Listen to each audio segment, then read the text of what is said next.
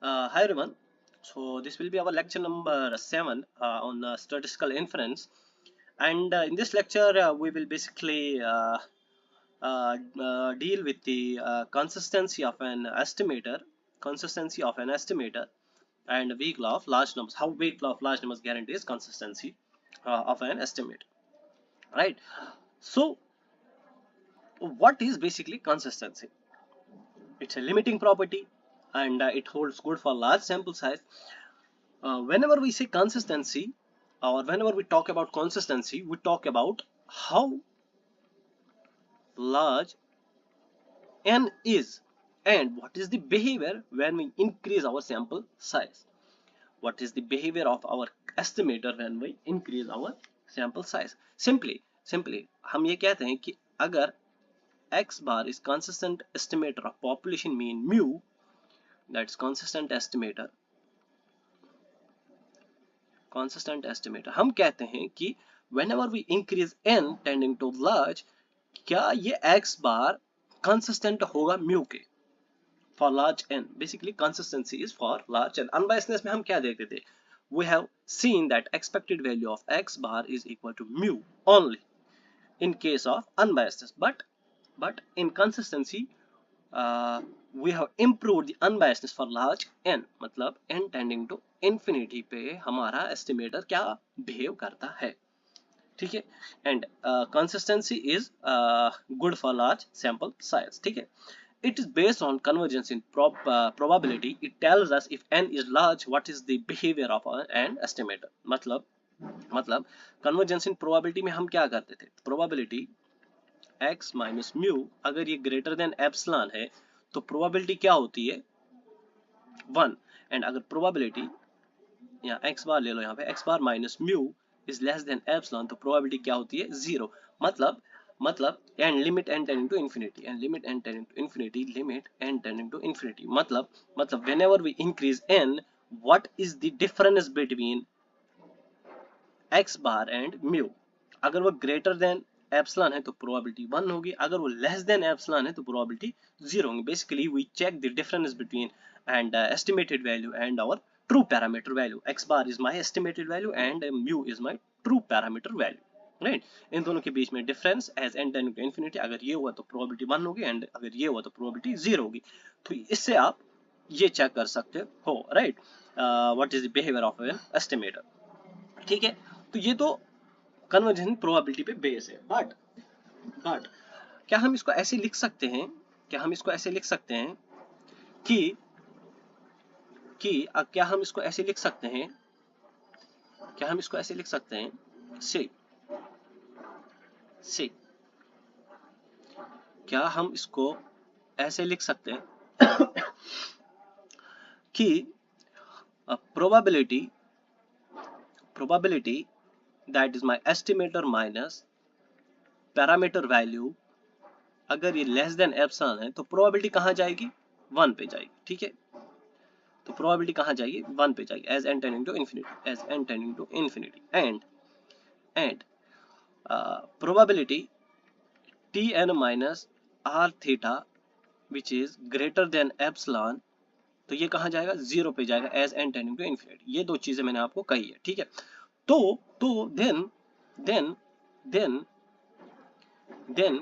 then estimated value या estimator tn is said to converge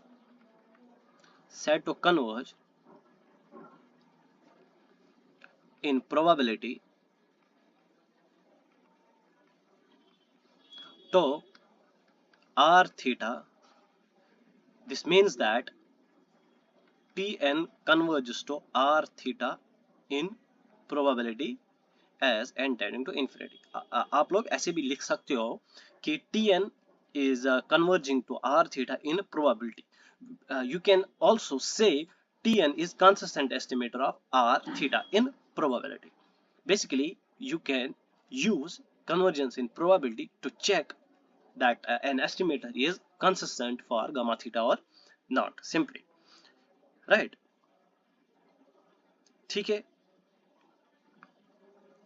मतलब जो हमारा कंसिस्टेंसी बेसिकली है, this is the property which is based on the convergence in probability. एक definition तो यहाँ से आती है, ठीक है, कन्वर्जेंस इन प्रोबेबिलिटी। याद रखना कंसिस्टेंसी में हम क्या यूज करते हैं, कन्वर्जेंस इन प्रोबेबिलिटी। मतलब हम कितना n को बढ़ाएंगे, that will tell us about the behavior of an estimator, simply that will tell us about the behavior of an estimator, ठीक है। और ये जो मैंने लिखा है, दिस मीन्स कि this is my estimated value minus true parameter value. What is the difference between these two? अगर वो लेस देन एप्सिलॉन है, epsilon is my some arbitrary number, ठीक है, विच इज लेस देन 1। इसको हम हमेशा लेस देन 1 लेते हैं, 0.11, 0.99 समथिंग समथिंग, ये आपकी चॉइस पे डिपेंड करता है। Now what is the sufficient conditions for consistency? एक तो आपने देख ली, कौन सी वाली? एक तो आप यहां से निकाल सकते हो, ये प्रोबेबिलिटी कैलकुलेट करने के बाद अगर प्रोबेबिलिटी 1 आया as n tending to infinity, तो आप कह सकते हो कि Tn इज कंसिस्टेंट एस्टिमेटर। ये इस पे हम क्वेश्चन एक करेंगे, ये जो डेफिनेशन है इस पे हम क्वेश्चन एक करेंगे, ठीक है। और दूसरी जो डेफिनेशन है, that is the sufficient and necessary and sufficient condition for consistency. इसमें हम क्या करते हैं, इसमें हम डायरेक्टली क्या करते हैं, इसमें हम डायरेक्टली ये चेक करते हैं कि expected value of estimator should be equal to r theta, which is the parameter value, ठीक है, जो आपने अनबायसनेस में भी देखा। ये क्या है, मेरे पास स्टेटिस्टिक है, एक्सपेक्टेड वैल्यू ऑफ स्टेटिस्टिक, यहाँ एस्टिमेटर का एक्सपेक्टेशन आप ले लोगे, देन अगर वो पैरामीटर की वैल्यू के बराबर आया, then you can say this is unbiasedness. और कंसिस्टेंसी में फर्स्ट प्रॉपर्टी ये है, expected value of T N. But अगर आप देखोगे expected value of T N, अगर मेरे पास n upon n plus 1 into theta, क्या ये अनबायस है? नहीं है, बट ये कंसिस्टेंट है। कैसे? Expected value of T n is equal to n 1 plus 1 upon n into theta. As n tending to infinity, ये तो 0 पे जाएगा, theta divide by 1 is theta. So ये कंसिस्टेंसी मैं कह सकता हूँ, but there is one more condition, that's variance of Tn भी 0 पे जाना चाहिए, but you cannot say that this is unbiased and you cannot say this is unbiased, but in consistency you have to check for large n tending to infinity, right? So ये दो conditions अगर आपकी hold हो रही है, तो expected value of Tn is equal to theta, variance of Tn is goes to 0 as n tending to infinity, then you can say that Tn is my consistent estimator for theta। तब आप कह सकते हो कि Tn क्या है, मेरा consistent estimator है किसका, थीटा का, राइट? ठीक है, ये है आपके पास, ये है आपके पास ना, ये है आपके पास, ये दो चीजें आपको कंडीशंस होल्ड होनी चाहिए। या आप ऐसे भी लिख सकते हो, by Khinchin's weak law of large numbers that expected value of xi exist करना चाहिए, और वो किसके बराबर आना चाहिए, थीटा के बराबर आना चाहिए। और अगर ये कंडीशन होल्ड हो रही है, मतलब ये क्या है, limit n tending to infinity, bn क्या है, bn is the sum of variances, n square अगर ये 0 पे जा रहा है, तो आप कह सकते हो कि xn converge in probability to mu and as well as xn is consistent estimator for mu. यहां से भी आप चेक कर सकते हो। जब भी आपको कंसिस्टेंसी पे क्वेश्चन आएगा, फर्स्ट निकालो expected value of that estimator, variance of that estimator. अगर ये 0 पे गया और अगर इसकी वैल्यू थीटा के बराबर i as n tend to infinity, then you can simply say Tn is consistent estimator for theta. But अगर आपको कुछ क्वेश्चन ऐसे है, मतलब जैसे मैं ये क्वेश्चन मान लेता हूँ, इसमें हम क्या करेंगे वो मैं आपको अभी बताऊंगा। इसको 2 तरीकों से हम कर सकते हैं, 3 तरीकों से हम कर सकते हैं, वो मैं आपको अभी बताऊंगा, क्योंकि डिस्ट्रीब्यूशन नोन है ना, तो हम इसको 3 तरीकों से कर सकते हैं। नाउ डेफिनेशन व्यू प्रोबेबिलिटी, जो मैंने आपको अभी कहा कि limit n tending to infinity probability Tn minus r theta less than epsilon, तो इसकी प्रोबेबिलिटी अप्रोचिंग टू 1 होगी, ठीक है, as n tending to infinity, this is limit n tending to, this is the definition through probability में अगर आपको निकालनी होगी तो आप ऐसे निकाल सकते हो, हो अब देखो, ये तो सिंपली है, कंसिस्टेंसी तो सिंपली है, मतलब आप कैसे निकाल सकते हैं, एक तो ये प्रोबेबिलिटी है, एक दूसरा आप निकाल सकते हो weak law of large number से, expected value of x i is equal to theta variance of x i goes to zero as n tending to infinity. ये तो sufficient, necessary and sufficient conditions में ही आती है weak law of large number. तीसरा आप Chebyshev से भी प्रूव कर सकते हो, चेबीशेव से भी प्रूव कर सकते हो, ठीक है, चेबीशेव से भी प्रूव कर सकते हो अगर डिस्ट्रीब्यूशन गिवन है। अगर तुम्हारे पास डिस्ट्रीब्यूशन नोन है तो आप चेबीशेव का भी यूज कर सकते हो, ठीक है। Chebyshev is use to prove that an estimate is consistent or not unless and until you have distribution known. Now see, इस क्वेश्चन को हम कैसे करेंगे, ये जो क्वेश्चन है इसको हम कैसे करेंगे, हमें क्या दिखाना है कि x bar is consistent estimator for theta, x bar is consistent estimator for theta, यही हमें दिखाना है, यही हमको दिखाना है, ठीक है। अच्छा ये टेक्स्ट में चेंज हो रहा है, ओके ओके। अब देखो x किसको फॉलो कर रहा है, normal theta comma sigma square, x follows normal theta comma sigma square. तो what will be the distribution of x bar, निकाल सकते हो कैसे, see in simple language what's x bar, that's 1 upon n summation xi. Now what's expected value of x bar, that's 1 upon n summation expected value of xi, that is nothing but I is equal to 1 to n, 1 upon n, और ये summation expected value of x i कितना है theta, तो मतलब ये n theta बनेगा, n theta divide by n, ये और ये कैंसिल, मतलब x बार का भी, x bar will follow normal, इसका भी क्या है मीन थीटा है, but see how variance gets change. अब देखो वेरिएंस कैसे चेंज होगा,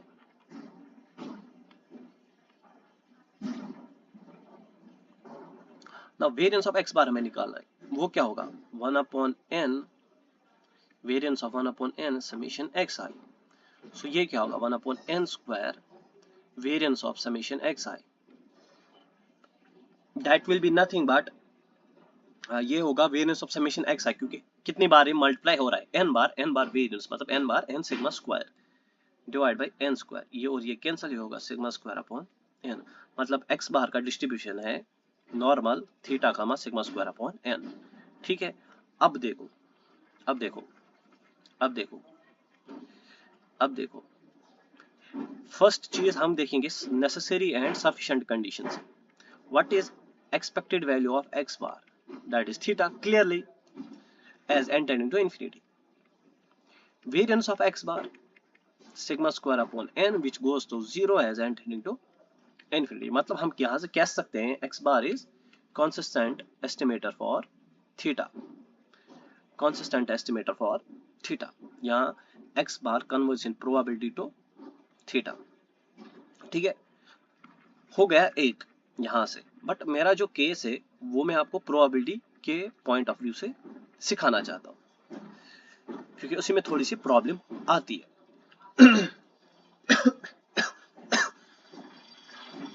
उसी में प्रॉब्लम आती है।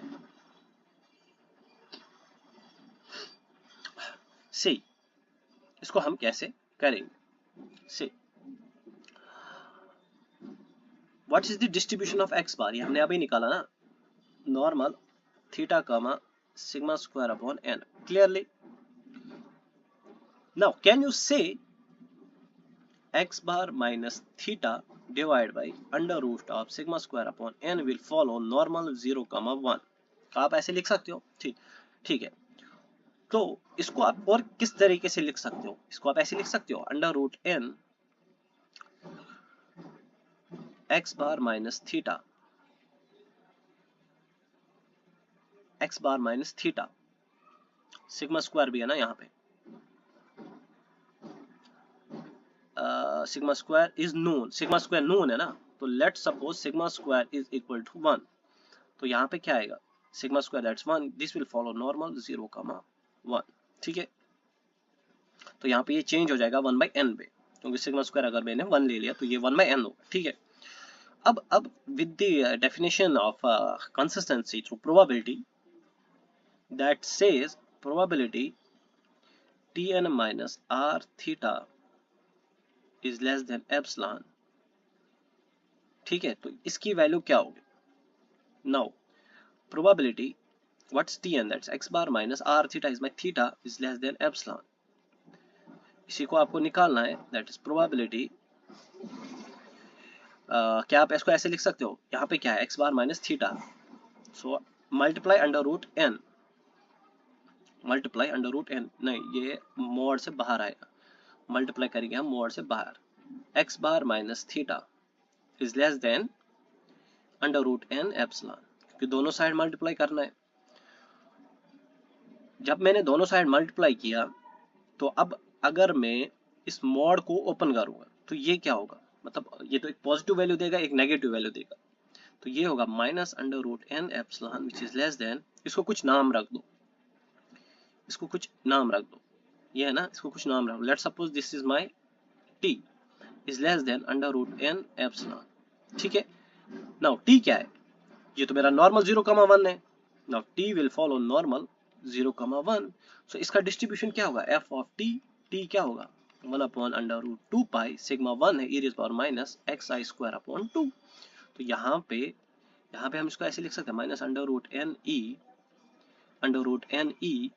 1 upon under root 2 pi e raise power minus xi square divide by 2 dxi, so this will be as n tending to infinity, see as n tending to infinity, ये क्या बनेगा minus infinity to infinity 1 upon under root 2 pi e raise power minus xi square divide by 2 dxi। As you know अगर x follow normal 0,1 है, यहाँ x follow normal 0, sigma square है, तो इसका range कितना है minus infinity to infinity, and what is the sum of the probability, what is the integral, अगर मैं ऐसे लिखूंगा कोई डिस्ट्रीब्यूशन ऐसे है इस रेंज में, तो इसकी प्रोबेबिलिटी, टोटल प्रोबेबिलिटी कितनी होगी 1, तो इसकी टोटल प्रोबेबिलिटी कितनी होगी, that will be equal to 1, क्योंकि रेंज कहां से है माइनस इन्फिनिटी टू इन्फिनिटी, आपने देखा होगा जब आप लिखते हो ऐसे sum of pxi should be equal to 1, या integral minus infinity to infinity small pxi is equal to 1, क्योंकि सम ऑफ प्रोबेबिलिटीज क्या होगा 1 होगा, सो हम इसको ऐसे लिख सकते हैं limit n tending to infinity minus infinity to infinity 1 upon under root 2 pi e raised power minus xi square upon 2 dx is equal to 1, which means that limit n tending to infinity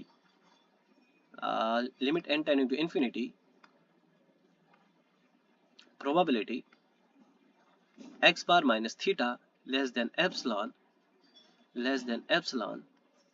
is equal to 1, that is our x bar is consistent estimator for theta। ये है with the help of definition of consistency through probability, ठीक है। now अगर हम Chebyshev से देखेंगे by Chebyshev, but remember when you are applying the Chebyshev inequality, तो आप क्या करोगे, limit n tending to infinity probability tn minus theta less than epsilon, तो ये क्या कहता है, अगर लेस देन एप्सिलॉन, यहाँ ग्रेटर देन अगर एप्सिलॉन है, अगर आप ये वाली यूज करोगे ग्रेटर देन एप्सिलॉन, तो ये क्या कहता है, ये कहता है less than expected value of tn minus theta, मतलब variance of this tn divide by epsilon square, as n tending to infinity कहाँ जाना चाहिए, 0 पे जाना चाहिए, क्योंकि ग्रेटर देन है। तो अगर मैं देखूंगा tn क्या है मेरे पास, x bar limit n tending to infinity probability x bar minus theta is greater than epsilon which is less than equal to, what is the variance of x bar, that is sigma square upon n, if sigma square या 1 by n, sigma square तो मैंने 1 लिया है ना, 1 by n epsilon square, as n tending to infinity ये कहाँ जाएगा 0 पे जाएगा, so therefore x bar is consistent estimator for theta। आप ऐसे भी कर सकते हो, ऐसे भी कर सकते हो, there is no issue, right? So remember, whenever population mean exists, whenever population mean exists, the sample mean is consistent for population mean. मतलब जब भी population mean exist करेगा ना, आंख बंद करके बता दो that the sample mean is consistent for population mean. For population mean. Clear? For population mean. For population mean. For population mean. ठीक है? Now say properties. First property is unbiasedness does not imply consistency. मतलब अगर कोई estimator unbiased है तो हम ये नहीं कह सकते कि वो कंसिस्टेंट होगा, हम ये नहीं कह सकते. क्यों नहीं कह सकते? सो इसको एग्जांपल से समझते हैं. Example, let xn be a sequence of independent random variables such that probability xn is equal to plus minus under root n is equal to 1 by 2. ठीक है, तो हम इस चीज को दिखाएंगे कि ये अनबायस है बट ये कंसिस्टेंट है कि नहीं है वो हम देखेंगे. ठीक है, अनबायस तो होगा, ये कंसिस्टेंट नहीं होगा. ये देखो कैसे. सी, अगर मैं इसको ऐसे लिखूंगा p of xn at this is 1 by 2 at xn is equal to minus root n, 1 by 2 at xn is equal to root n. So then what will be my expected value of this xn? That is minus this into 1 by 2 plus under root n into 1 by 2, that is equal to 0. So expected value क्या आया? 0. Now what's variance of xn? यहाँ expected value of xn square.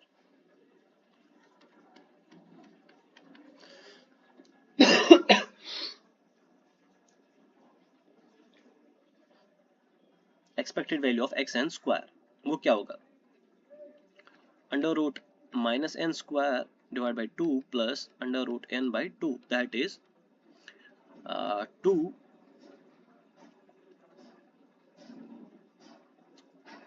this is square na, this is square, so this is n plus n, this is 2n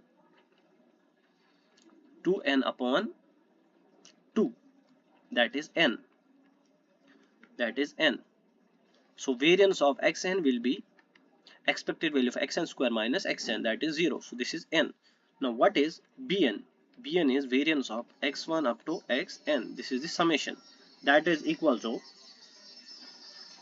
n times this variance of xn, right?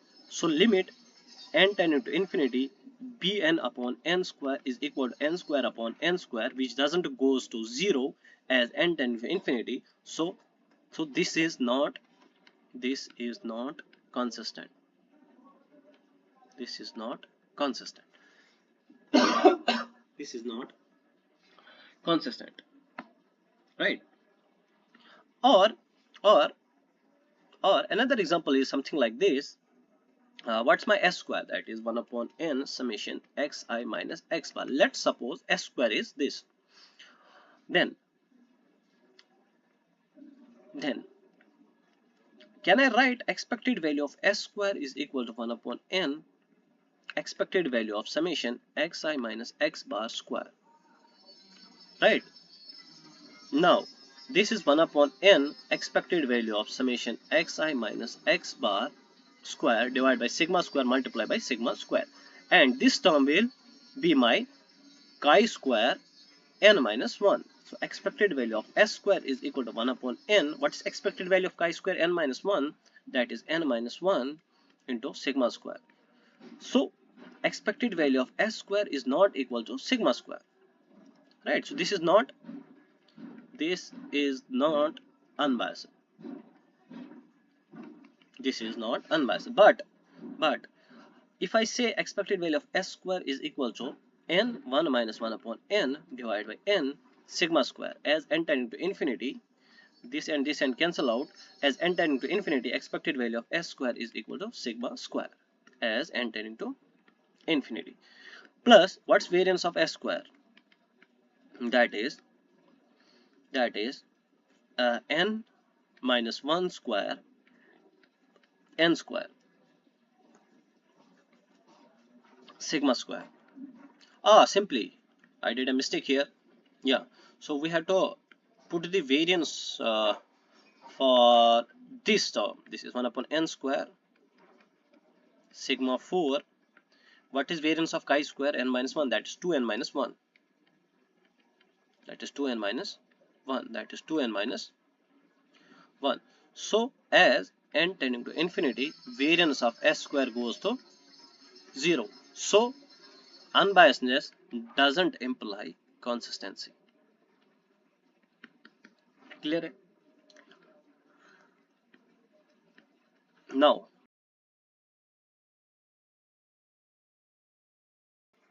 also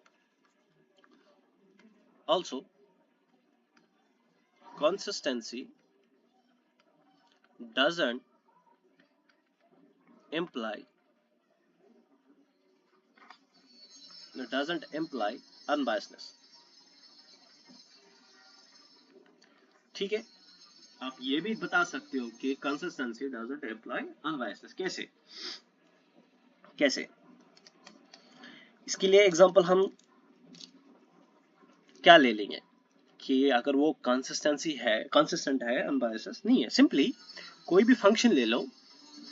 let's suppose tn मैंने ले लिया है n upon n plus 1 into theta. अगर आप expected value of tn ले लो, ये theta के बराबर आएगा अगर हम n टेंडिंग टू इंफिनिटी ले लेंगे. वेरिएंस ऑफ tn जाएगा 0 पे अगर as n tending to infinity है. ठीक है. Now but expected value of tn is not equal to theta for unbiasedness. Clear है? मतलब कंसिस्टेंसी अगर है तो वो इम्प्लाई नहीं करेगा कि वो अनबायस है. बट एज अगर हम देखेंगे अगर अनबायस एसिम्प्टोटिक अनबायसनेस की अगर हम बात करेंगे, when we take in case of unbiasedness,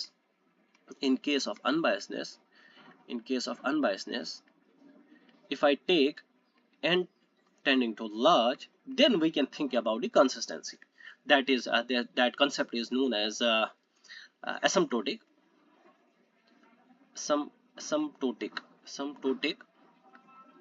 unbiasedness. The unbiasedness for large n. ठीक है, for large n. Now another concept is here invariance property. It is simply if tn is an unbiased tn is consistent estimator for r theta, then any function of this tn, obviously which is our continuous function, that will be the consistent estimator for function of gamma theta. That is, if I take function of this, that will be the function of this. This is consistent estimator, this will be also consistent. मतलब tn है हमारे पास, अगर हमने कोई भी इसका function बना लिया जैसा कंटिन्यूअस फंक्शन, तो वो कंसिस्टेंट एस्टिमेटर होगा h ऑफ थीटा का. मतलब अगर मैं ऐसे आपको बोलूंगा कि t is consistent estimator for theta, t square is also consistent estimator for theta. But if this is continuous, या मैं इसको ऐसे भी लिख सकता हूँ 1 upon t is also consistent estimator for theta, 1 by theta. ठीक है. बट अनबायसनेस में इनवेरियंस प्रॉपर्टी का कोई भी रोल नहीं है. It's only applied in consistency. Invariance property आपने पढ़ा होगा लिमिट थ्योरम्स में भी, जब हम पढ़ते हैं कन्वर्जेंस इन प्रोबेबिलिटी, वहां पे भी मतलब अगर मैं ऐसे लिखूंगा t is converging in theta to t is converging to theta in probability, then we can say g of t will also converge to g of theta in probability if g of t is my continuous function.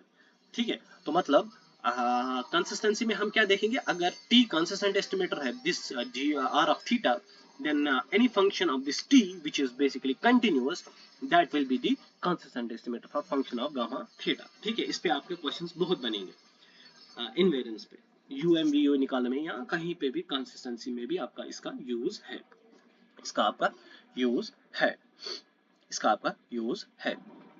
ठीक है,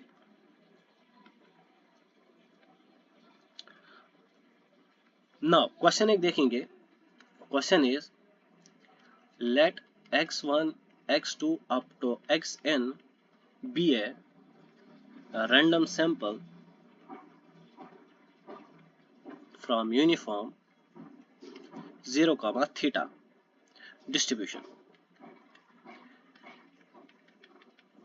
Examine the following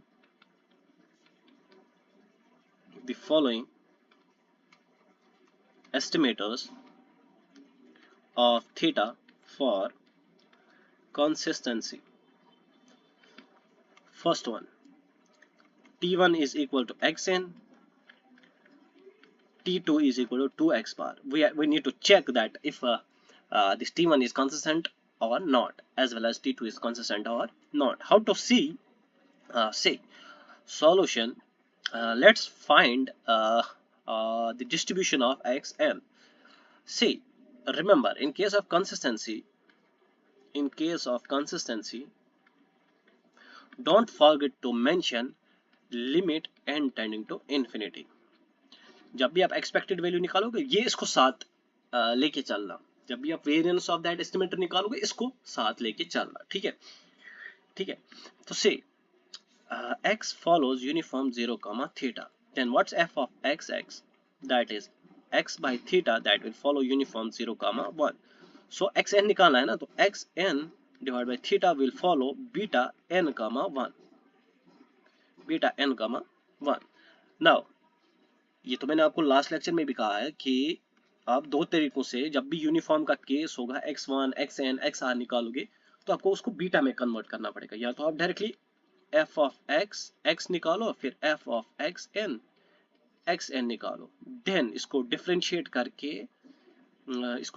करके f of xn निकालो, then उसके बाद expected value of xn निकालो।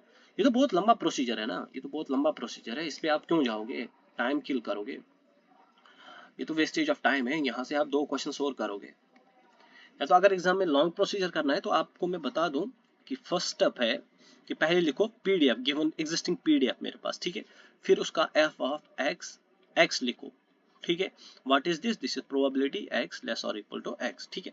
फिर अगर आपको xn का पूछा गया तो फिर आपको क्या निकालना है, f ऑफ xn, ठीक है, ये निकाला। ये कैसे आएगा, ये आएगा सिंपली इस f ऑफ x का ये लेना है, ठीक है, मतलब यहाँ पे पुट करना है जो ये f ऑफ x आएगा, फिर इसी को आपको डिफरेंशिएट करना है d by dx of f of xn।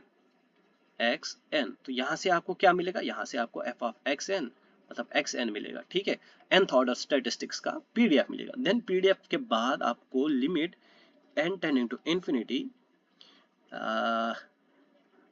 theta belongs to parametric space xn into pdf of xn लिखना है, ठीक है। फिर सिक्स्थ आपको लिखना है limit n tending to infinity theta belongs to parametric space xn square f of xn। फिर आपको सेवंथ में लिखना है limit n tending to infinity variance of xn, that is this minus this का होल स्क्वायर। ये आपको check करना, देखो कितने स्टेप्स में आपको चेक करने पड़ेंगे, 7 स्टेप्स में, ठीक है। सो इससे इजी मैं बता दूंगा ये वाला। Now expected value of xn divide by theta क्या होगा, इसका एक्सपेक्टेड वैल्यू मैंने आपको लास्ट लेक्चर में भी कहा है कि that will be n plus 1। अब हम क्या करेंगे, expected value of xn that will be theta n plus 1। Now as n tending to infinity, this expected value of xn is equal to theta। मिल गया एक। नाउ दूसरा, what is variance of xn divided by theta, क्या है वो variance of xn divided by theta, that is इसका beta का variance क्या होता है, this is mn, that is n plus 1 का स्क्वायर n plus 1 minus 1। मतलब अगर x फॉलो कर रहा है बीटा a कामा b, तो वेरिएंस ऑफ x क्या होगा? A b, a plus b का square multiply a plus b minus 1, ये होता है, ठीक है। So this and this will get cancel out, this and this will get cancelled out.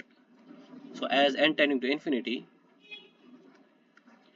variance of xn will go to 0. So therefore xn is consistent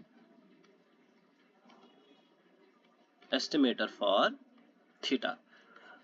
Now दूसरा क्या था? 2x bar, that is t2. Now simply अगर x follow कर रहा है uniform 0, theta, what is expected value of x? That is a plus b divided by 2, that is theta by 2, ठीक है। So expected value of x bar क्या होगा? Expected value of 1 upon n summation xi, that is 1 upon n expected value of this is summation I, expected value of xi. This is 1 upon n into n theta by 2. This and go cancel out. So this is 2 expected value of x bar is equal to theta. It means that 2x bar is consistent estimator for theta.